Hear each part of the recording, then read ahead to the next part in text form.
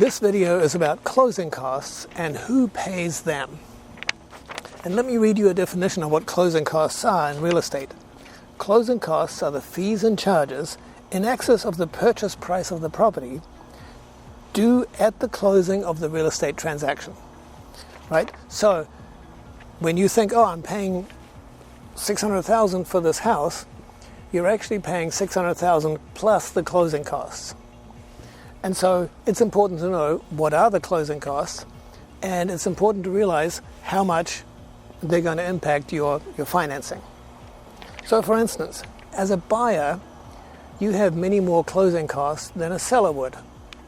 So as a buyer, typically you have mortgage costs. So that means it's the loan origination fees that the lender would charge you, and also the lender's title insurance. And then there's the home insurance cost that you have to pay all the time. And there's the escrow fee and the homeowner's title insurance as well. And these are in no particular order, but these are all part of what you have to pay. So then there's the notary signing fee and a recording fee. Somebody's always got their hand out. And then sometimes you also have to pay a flood insurance certificate. And that's important because, flood insurance, global warming, that kind of thing. And then sometimes there's a courier fee. So those are the buyer closing costs.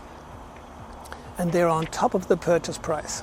Now the seller closing costs are not quite as much, normally speaking. But the seller costs have to do with mostly the broker's or the agent's sales commission.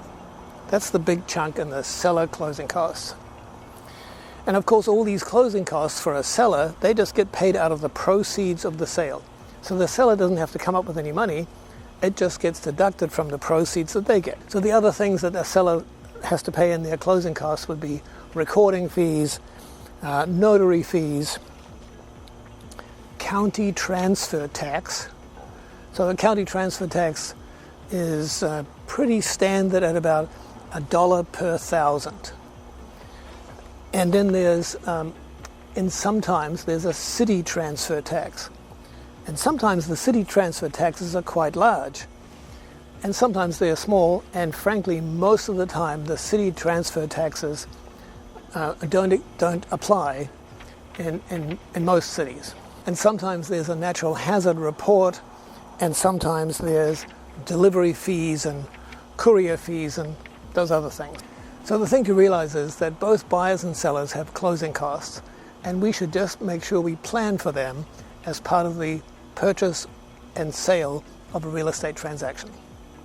I'm Andrew Urban from My Urban Home Team, and we can help you with that kind of calculation.